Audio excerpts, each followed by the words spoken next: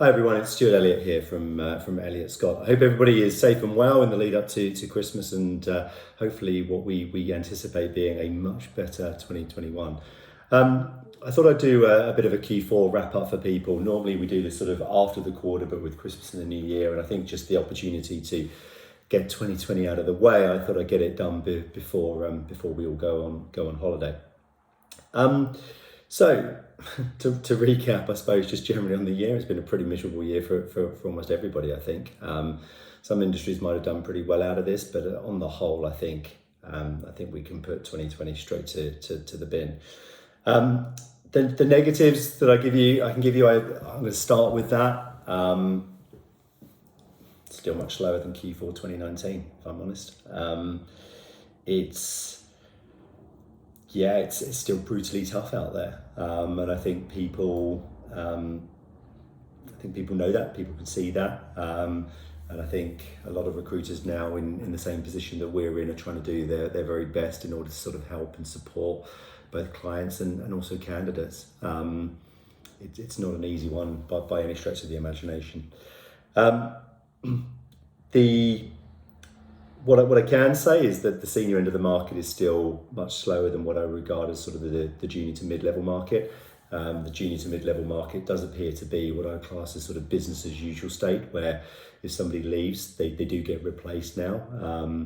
It's not a case of all roles have gone on hold. But at the very senior level, where I suppose bigger compensation, bigger packages that we're talking about, businesses are clearly sort of pausing on those roles at the moment. There are some processes that are starting, but on the whole, we've definitely seen a sort of a much bigger reduction in all of that.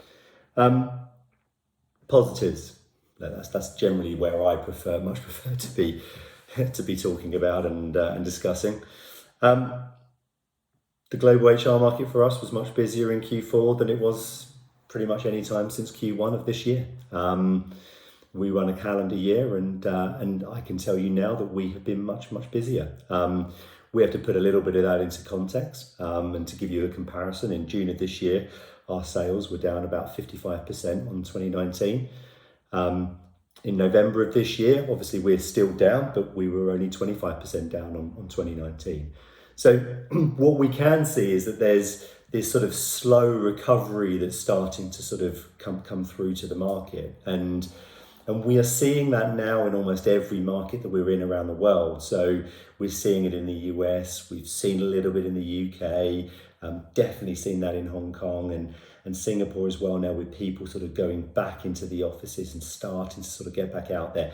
We are slowly but surely seeing the market sort of come back. In saying that, and this is what's really interesting, our job numbers are only about 10% up on where we were in June of this year. So interestingly, you've seen a much bigger increase in terms of our revenue going back to sort of some kind of normality than we have our job numbers. If I look at that, if I think about that, I think that what we're seeing there is that people now, when they're hiring, they know they're hiring now.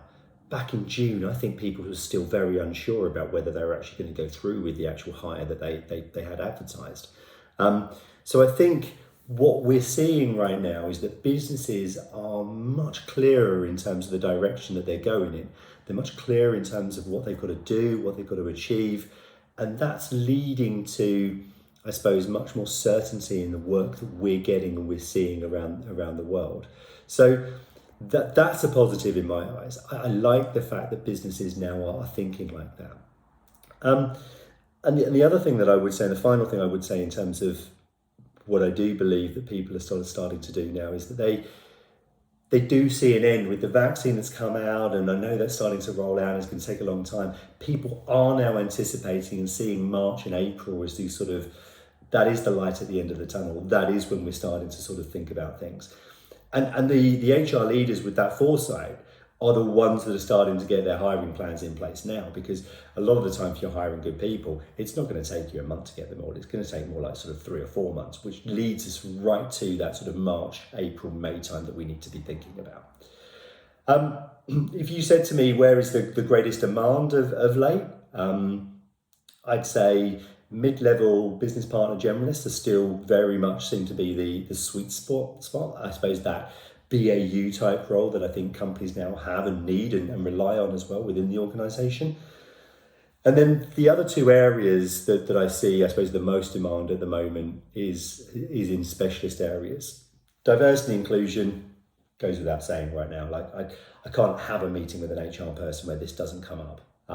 Doesn't matter where you are in the world, diversity and inclusion is pretty much front centre of mind. And it will be for probably the next sort of 6 to 12 months as well. The other area that I wouldn't say we've seen sort of a huge amount of demand, but again, it seems to be an area that people can't do without, is very much the reward space. And again, sort of at all levels of this, it seems to be a skill set that people say, we have to have that within the organisation. If you lose somebody, we can't just replace that with somebody. Somebody can't sort of just step into that role. They need experience, they need knowledge, they need expertise. And we're definitely seeing those two sort of specialist areas as one that seems to be, probably the right phrase is recession proof. That's how I would describe them at the moment. So hopefully that gives you a little bit of an upshot in terms of where we're at and what's going on around the world. It's still going to remain difficult. I think people now need holidays. They need a break. They need to switch off. They need to turn those emails off for probably a good couple of weeks. But the positive aspects, again, that I want to sort of fall back on is the fact that I think that everybody is ready to hit the ground running in January next year. I think people know that there is, like I said, light at the end of the tunnel, and we need to sort of work together to get towards that. So hopefully that helps you in giving you an overview of what's going on around the world and in the market. If there's anything here that anyone would like to discuss or talk through with me, you know where I am. My contact details are on our website. But I wish you all a very Merry Christmas. I hope that 2021 brings you lots of success and joy, and I look forward to speaking to you all then. Have a good one. Thanks a lot. Bye-bye.